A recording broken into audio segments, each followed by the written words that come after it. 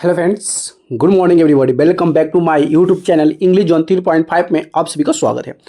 तो चलिए फ्रेंड्स, आज हम इस वीडियो में कराने वाले हैं क्वेश्चन आंसर, और ये क्लास 8 का है और ये इंग्लिश है, ठीक है। क्योंकि हमारे चैनल पे जितने भी क्वेश्चन आंसर होंगे, ये क्लास 6 से लेकर 12 तक के जितने भी क्वेश्चन आंसर होते हैं, सभी क्वेश्चन आंसर आपको इस चैनल पर देखने को मिलते हैं। तो आज हम कराने वाले हैं चैप्टर 5, जिस चैप्टर 5 का नाम है द सुमित विथ हिम। जो ये चैप्टर है ये क्लास 8 का है, याद कर लीजिएगा, ये क्लास 8 का है। और ऑलरेडी मैंने बहुत कुछ करा चुका हूँ। क्वेश्चन नहीं करा पाया, वीडियो नहीं आ पाया, क्योंकि थोड़ा सा काम और थोड़ा सा प्रॉब्लम की वजह से नहीं हो पा रहा था, और मेरा मोबाइल भी ख़राब हो चुका था, और मोबाइल ख़रीदने के लिए पैसा भी की दिक्कत हो गया था, इसलिए थोड़ा सा वीडियो आने में थोड़ा सा समय लग गया। ठीक है, तो वीडियो को हम अब कंटिन्यू भी होगा, रोज एक वीडियो आपको मिल लेंगे, ठीक है। तो आज हम कराने वाले हैं क्वेश्चन को, ध्यान से देखिएगा, और वीडियो को अभी तक लाइक नहीं किया तो वीडियो को लाइक कर दीजिएगा, चैनल को सब्सक्राइब जरूर कर लीजिएगा।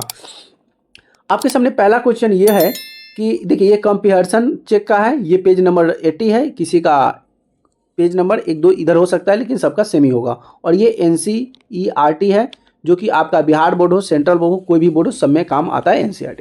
पहला, standing on the Everest writer was, मतलब एवरेस्ट पर खड़े होकर लेखक कहते हैं, क्या कहते हैं? Overawed, very sad, jumbling and sad, या क्या कहते हैं? Close the right. इसमें से आंसर क्या हो जाएगा? तो लेखक खड़े होकर कर रहे हैं, और ओवर जो है मतलब अति प्रसन्न हैं, वेरी सैड बहुत दुखी हैं, या जॉबलिंग एंड सैड हर्षित और दुखी हैं, या चूज द राइट आइटम, मतलब इस तीनों में से सही वस्तु को चुनना है। इसमें क्या होगा?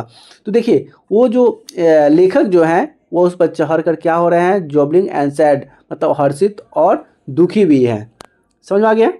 चलिए, तो उसी के बारे में यहाँ पे एक्सप्लेनर्स दिया हुआ है। According to the major HPS Ahluwalia by the climbing the summit Everest on the over head, मतलब वो वही बता रहे हैं कि इसके द्वारा जो मेजर जो है वहाँ पे पहाड़ों पर चढ़ते हैं, और उसके अनुसार ये सभी बातें उनके बताई गई है, ठीक है। चलिए, क्वेश्चन नंबर दूसरा है, बस थोड़ा सा समझते चलना है, और डिटेल में समझना होगा तो उसका PDF आपको हम देंगे, ताकि और आज समझ में आ जाए, ठीक है। तो यहाँ पे क्वेश्चन आंसर को सॉल्व करने के लिए ध्यान से समझते चलना है। क्वेश्चन दूसरा है कि द इमोशन, क्या है? कि द इमोशन, इमोशन मतलब भावना, the emotion that the gripped him was one of, कह रहा है कि वह भावना जिसने उसे जकड़ लिया था वह थी, वह क्या थी? तो पहला है विक्टोरी ऑफ ओवर हर्डल्स, बाधाओं पर विजय प्राप्त करना। दूसरा है humanity and sense of the smallest होगा, या इसका मतलब होता है विनम्रता और छोटापन की भावना। और तीसरा है ग्रेटनेस एंड सेल्फ इम्पोर्टेंस, यानी कि महानता की भावना। तो इसका आंसर क्या हो जाएगा? तो इसका आंसर हो जाएगा ह्यूमैनिटी। ह्यूमैनिटी मतलब क्या होता है? नमी होता है। क्या होता है? नमी, ठीक है, यानी कि विनम्रता। तो यह immunity and the sense of the smallest, जिसको विनम्रता छोटापन की भावना हो गया था, यानी कि 2 इधर राइट आंसर हो जाएगा, दूसरा का आंसर हो जाएगा 2 हो जाएगा, ठीक है। अब तीसरा क्वेश्चन आपके सामने है कि the summit is the of mind refer to, क्या है? रेफर टू, ये क्या होता है? इसका मतलब होता है कि द सुमित, क्या कर रहा है? कि the summit of the mind refer, मतलब मन का शिखर का तात्पर्य क्या है? उसका कहने का मतलब है मन का जो शिखर होता है, इसका मतलब क्या होता है? तो मन का शिखर का मतलब होता है, ऑप्शन दिया हुआ है कि महान इंटेलेक्चुअल अचीवमेंट करना होता है, कि the process of the maturely mentals of the spiritually करना पड़ता है, यानी कि मानसिक, इसका मतलब होता है कि मानसिक और आध्यात्मिक रूप में परिवर्तन होने की प्रक्रिया।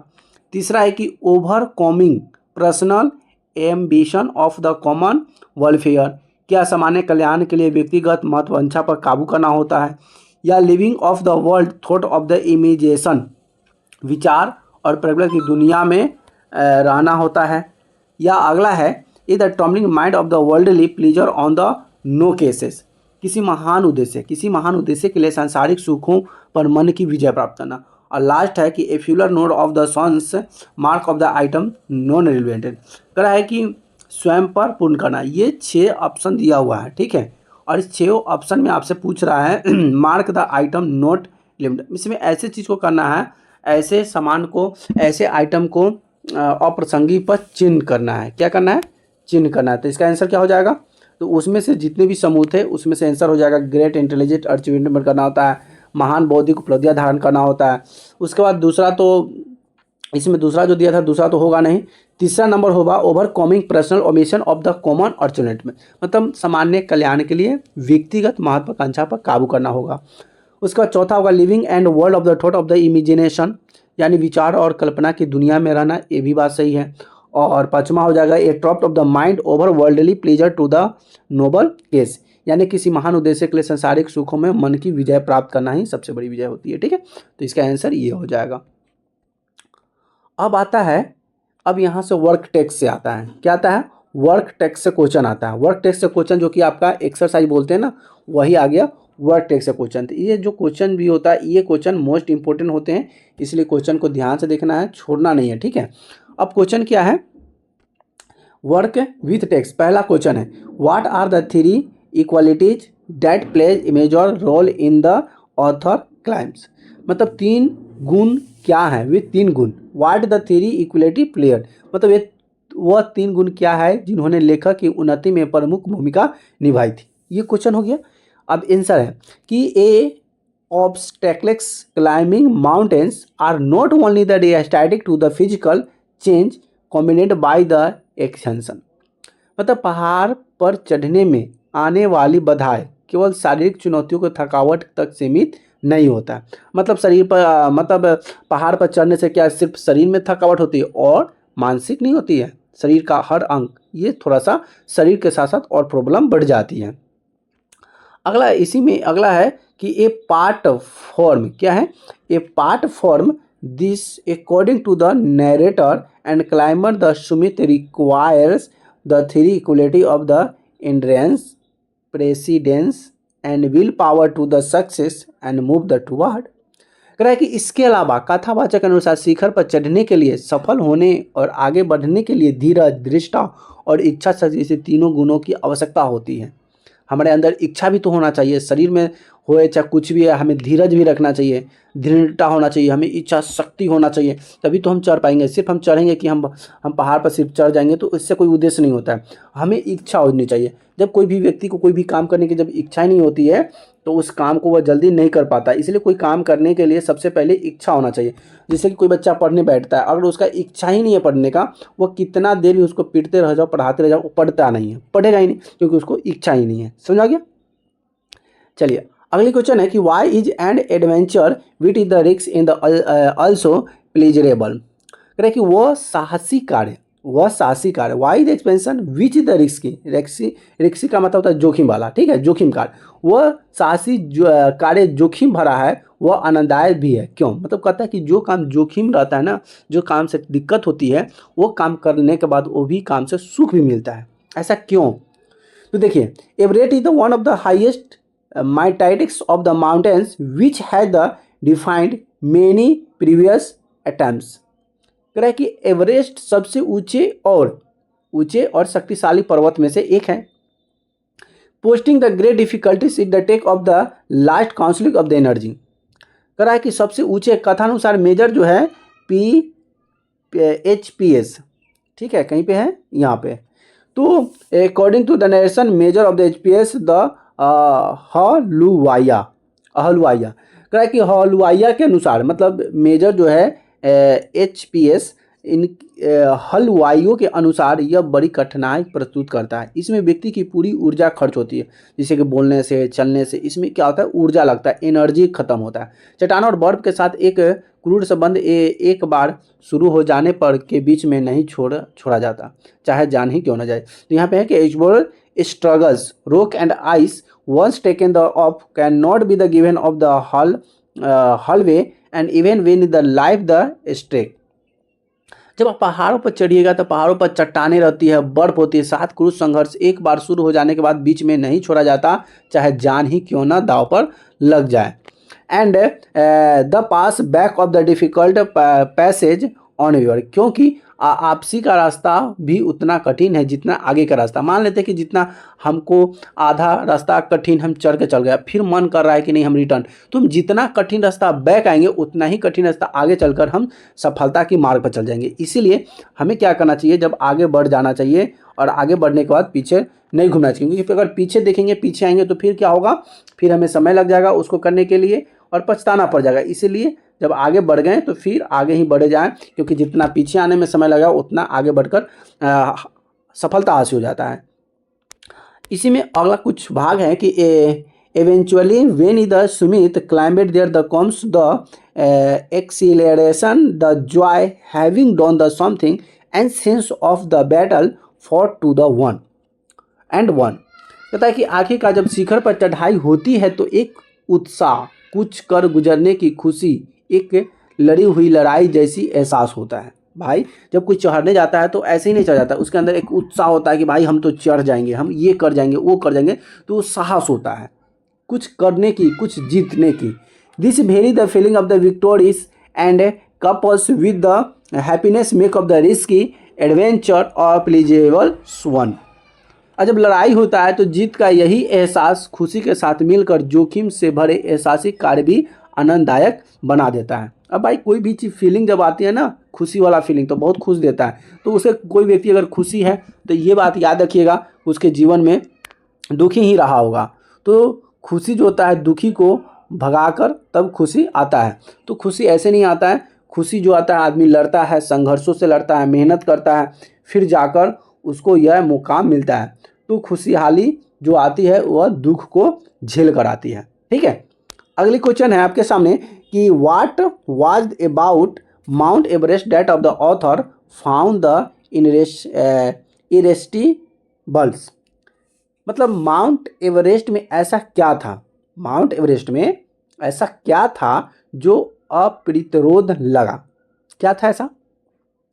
तो द पर्सन, आंसर क्या है कि the personal experience shared by the major HPS Ahluwalia regarding the foundation of the mountain and the testimony to his irresistibles nature. Major जो है क्या है, मेजर एचपीएस हलवालिया द्वारा पहाड़ों के प्रति अपने प्रेम के बारे में साझा किया है। मतलब वो अपने प्रेम के बारे में बताएं, वहाँ पे गए हैं, उनको कैसा महसूस हुआ, इस सब व्यक्ति के बारे में साझा किए हैं, बताए हैं कि व्यक्तिगत अनुभव उनके कदम में भावना का प्रणाम करता है। उसके बाद from the day of the childhood, क्या है, from the day of the childhood he had always been the attracted towards mountain and often founded the miserable to the say away from in the plants। अब क्या होता है कि बचपन से ही वे पहाड़ों की ओर आकर्षित रहे। फ्रॉम इन द चाइल्डहुड, अब उनको बचपन से ना पहाड़ों में चढ़ना घूमना बहुत अच्छा लगता था। एंड मैदानों में ही the activities towards mountain founded the miserable stay where from the plains. मतलब जो समतली इलाका था आकर्षित होता था, मैदान से दूर रहना उन्हें अक्सर कष्टदायी लगता था। और उसका मानना था कि प्रकृति, पहाड़ प्रकृति की ही हैं, और जितने भी पहाड़ हो, झाड़ी हो, पेड़ हो, पौधा हो, ये सभी क्या है, ये सभी तो पहाड़ी प्रकृति का ही देन है ना। कितना खूबसूरत नज़ारा होता है, क्या होता है, नज़ारा होता है। ठीक है, जब आप जाइएगा, जैसे कि अभी हम लोग ना गर्मी की छुट्टी में गए थे, बहुत अच्छी नज़ारा केदारनाथ का रास्ता। लेकिन एक बात ये भी है कि जब हम लोग चले आए ना तब बहुत बारिश हुआ, फिसलन हुआ, स्क्रैच हुआ और खूब ज़्यादा हुआ। तो कभी भी अगर जाना है केदारनाथ तो आप लोग प्लानिंग कर आप जाइएगा। अक्टूबर, क्या बोलते हैं, अप्रैल, मई, जून, लास्ट जून के बाद कोशिश कीजिएगा कि नहीं जाए, बहुत वहाँ पे दिक्कत होता है, बारिश होता है। तो चलिए टॉपिक पे आते हैं। टॉपिक है कि एवरेस्ट, क्या है कि Everest is the highest and the mightiest peak among all the deeply faceted of the narration। कहता है कि एवरेस्ट सभी चोटियों में सबसे ऊंची और सबसे शक्तिशाली चोटियां में से एक है। Then major climbs of the peak drops him into the another world and once could the experience the mysticals change with him. अब ये सबसे तो शक्तिशाली चोटी में से एक तो था ही, चोटी की एक झलक में एक झलक मात्र उसे एक अलग ही दुनिया ले जाती है, जहां वो अपने भीतर के रहस्य पर्वतों को अनुभव कर सकता था। क्या कर सकता था, अनुभव कर सकता था, उसे अपनी बातों को चेंज कर सकता था। ऐसी थी the beauty aloneness of the ruggedness that of the difficulties and the contrast on the way and the amount this the most difficulty expected of the Everest and the narrator found the difficult to the resist. अब यहाँ पे क्या था, Everest की सुंदरता, एकांक, उभर खाबर, रास्ते में आने जाने वाली कठिनाइयाँ, माउंटेन के उन सबसे कठिन पहलुओं में से था जिनका विरोध करना कथावाचक के लिए मुश्किल था। भाई जब आप लोग पहाड़ों पर चढ़िएगा तो पहाड़ों का रास्ता जो होता है समतल नहीं होता है, कभी ढलकान होता है, कभी चढ़ाव होता है, कभी समतल होता है, तो वहाँ पे पत्थर होते हैं। तो ये कहना मुमकिन हो जाता है कि पहाड़ी का जो रास्ता कैसी होती है, समतल नहीं होती है। ठीक है, बहुत दिक्कत होता है। तो कभी कभी हमें अपने जीवन में ना कभी घूमना भी चाहिए। क्या करना चाहिए, हमें अपने जीवन में साल में 6 महीना में 2 महीना में कहीं कहीं ना आउट एरिया घूमना चाहिए। आउट एरिया का मतलब हो गया घूमने वाला स्थान। जैसे अगर बिहार से कोई बच्चे हैं तो बिहार का कैमूर हो गया, रोहतास हो गया, ठीक है। उसके बाद कैमूर में चल जाइए, गया हो गया, बहुत अच्छे चीज़ घूमने वाले जगह हैं। उसके बाद राजगीर हो गया, ये सब घूमने वाला जगह है। नालंदा हो गया, घूमना चाहिए। घूमने से माइंड फ्रेश रहता है, ठीक है, और कुछ कुछ सीखने को कुछ मिलते हैं।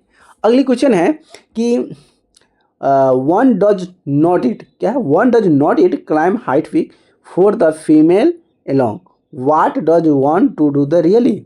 अब क्वेश्चन कर रहा है कि कोई व्यक्ति केवल प्रसिद्धि के लिए ऐसा नहीं करता, वास्तव में कोई ऐसा किस लिए करता है। अब जो कि हाईएस्ट पीक है, फेम एलोन है, क्या है, फेम एलोन।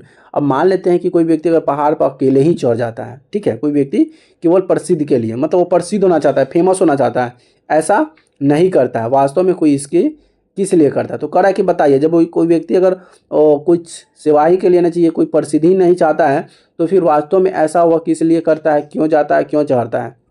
तो इसका आंसर है कि अकॉर्डिंग टू द नरेटर, क्या है, अकॉर्डिंग टू नरेटर यानी कि कथावाचक के अनुसार, family the not only the driving force then with the calm climbing high peak, क्या है, हाई पीक, मतलब किसी ऊंची चोटी पर चढ़ने के लिए प्रसिद्धि की एकमात्र प्रेरक शक्ति नहीं होती है।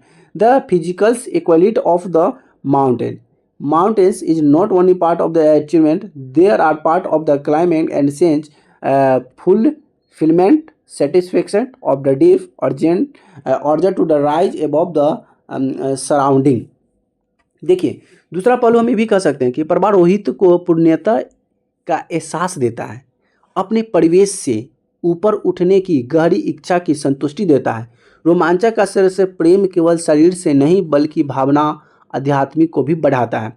तो आजकल का प्रेम जो होता है ना बच्चों का, ये प्रेम सिर्फ सोचता है कि इमोशन, भावना, शारीरिक, ये सब नहीं होना चाहिए। प्रेम जो होता है किसी की भावना के प्रति समर्पित होता है। प्रेम किसी को प्रकृति से हो सकता है, प्रेम किसी को जीव से हो सकता है, ठीक है, भावना से हो सकती है, तो ऐसी होनी चाहिए। They the interest of love, interest of the love of the adventures is the not merely the physicals but emotion and spiritually nature. अभी हमको बताएं कि प्रेम केवल शारीरिक ही नहीं बल्कि भावनात्मक और आध्यात्मिक प्रकृति का भी होता है। Above all the changing and the individually all together here by the braiding with in the difference understanding of the himself. कह रहा है कि सबसे बढ़कर वो व्यक्ति को पूरी तरह से बदल देता है और उसके भीतर स्वयं के बारे में गहरी समझ पैदा करता है कि हम क्या हैं, हम धरती पे क्यों आए, हमारा लक्ष्य क्या है। ये होना चाहिए, नहीं कि किसी के साथ प्रेम भाव, I hate you, I love you, तो फैलेंगा टिंगला, इस सब से दूर होना चाहिए। और इस सब से समय बिताने से अच्छा है कि आप पढ़ाई करो, आपका कोई लक्ष्य हो, प्रकृति से प्यार करो, पेड़ पौधे से प्यार करो, क्योंकि प्रकृति से जब हम प्यार करते हैं ना तो प्रकृति से हमें बहुत सुख मिलता है और प्रकृति से भी हम जीवित रहते हैं, क्योंकि पेड़ पौधा, हवा, इस सभी से प्यार करना चाहिए। समझ आ गया। चलिए अगला क्वेश्चन है कि ही becomes conscious in the special manner of this honors smallest in the largest universe. This is the awareness defined and the emotion mentioned in the first paragraph which is the emotion। कह रहा है कि वह इस विशाल ब्रह्मांड में कैंसन space manners and the largest universe मतलब ब्रह्मांड, लार्ज मतलब बड़ा, लंबा, बड़ा। तो कह रहा है कि ब्रह्मांड, विशाल ब्रह्मांड में अपनी लघुता का एक विशेष प्रकार बोध प्राप्त होता है। यह बोध पहले अनुच्छेद में उल्लेखित भावना को परिभाषित करता है। यह भावना कौन सी है, विच इज द इमोशन। इमोशन का मतलब होता है भावना। तो बताइए ये भावना जो है, ये भावना कैसी है। तो अगर भावना की बात करेंगे तो इसके आंसर हम देखते हैं भावना क्या होता है। Emotion, the emotion that is the narrator the mention of the regarding to the lines mention above the humility. क्या है? ह्यूमिलिटी। प्रयुक्त पंक्ति के संबंध में कथावाचक ने जिस भावना का उल्लेख किया है वह विनम्रता है। किसी के साथ गुस्सा नहीं करना चाहिए, प्यार से बात करना चाहिए, विनम्रता से बात करना चाहिए। ठीक। On climbing the summit in the expanses of the इनक्यू sense of smallness and entire the universe which is the around its with in him in the sense of the humility. कहता है कि शिखर पर चढ़ने, क्लाइंबिंग यानी कि चढ़ना, शिखर की पंक्ति के संबंध में शिखर पर चढ़ने पर उसे संपूर्ण ब्रह्मांड में लघुता का एक अनोखा एहसास होता है जो उसके भीतर विनम्रता की भावना को जागृत करता है। किसको? सुमित को। तो हमें बच्चों को एक अच्छी भावना सीखनी चाहिए, अच्छी आदर सीखनी चाहिए, जो कि हमें जो अच्छी आदर एक अच्छे गुरु से, एक अच्छे टीचर से और एक अच्छे माता पिता से मिलते हैं। तो हमें अपनी ज़िंदगी में अच्छी गुरु जो अच्छे आचरण देने वाले हो, अच्छे विचार सिखाने वाले हो, उनको गुरु मानना चाहिए और उनकी ही विचार से चलना चाहिए, उनकी बातों को ग्रहण करना चाहिए, बातों को अमल करना चाहिए। अगला क्वेश्चन आपके सामने यह आ गया। अगला क्वेश्चन कि what were the symbols of the when were by the remembers of the term on the Everest. कह रहा है कि एवरेस्ट पर टीम के सदस्य द्वारा छोड़े गए श्रद्धा के प्रतीक क्या थे। मतलब कोई टीम गया था वहाँ पे, अब जब कुछ गया था तो वहाँ पे ना यादगार चीज़ छोड़ के आया था। प्रतीक, प्रतीक का मतलब होता है ना कोई चिन्ह हो सकता है, किसी का मूर्ति हो सकता है, कोई सामान हो सकता है, ये प्रतीक होता है। This is the answer allowed to the symbols of the reventions left by the difficult members on the team. On the Everest include the pictures of the goddess Durga left by the Rawat and the realized the Buddhas by the Phu Dhorji, a cross of the Angeles claimed by the M. Edmund Hillary and the picture of the Guru Nanak left by the Major H.P.S. Halwalia himself. देखिए, अगर ये पूरा इसकी बात करें तो फिर हम तोड़कर समझाएंगे, आपको पूरा समझ में आएगा। The symbol of the rest by the difficulty members of the turns and एवलेसेड ऑफ द गॉडेस दुर्गा। कहा कि एवरेस्ट पर टीम के विभिन्न सदस्य द्वारा छोड़े गए श्रद्धा से प्रतीक में रावत द्वारा छोड़े गए देवी दुर्गा का चित्र मिलता है। क्या मिलता है? गॉडेस दुर्गा यानी कि देवी दुर्गा का चित्र मिलता है, जो by the rabbit of the relation board of by the Phu Dorji's and a cross behaviour under the by Edmund Hillary. तो जो चित्र मिलता है जो फू दोरजी द्वारा छोड़ा गया बुद्ध का एक अवशेष, जिसमें एडमंड हिलेरी एक कब्र के नीचे दबा दिखा था। एक एडमंड हिलेरी जो था एक पिक्चर ऑफ द गुरु और दबा हुआ दिखा था। And Guru Nanak left by the major H.P.C. हलवाई इन द हिमसेल्फ, जिसमें दिखा था तथा मेजर जो था H.P.S. अहलूवालिया द्वारा छोड़ा गया गुरु नानक जी का चित्र भी शामिल था उसमें। समझ आ गया?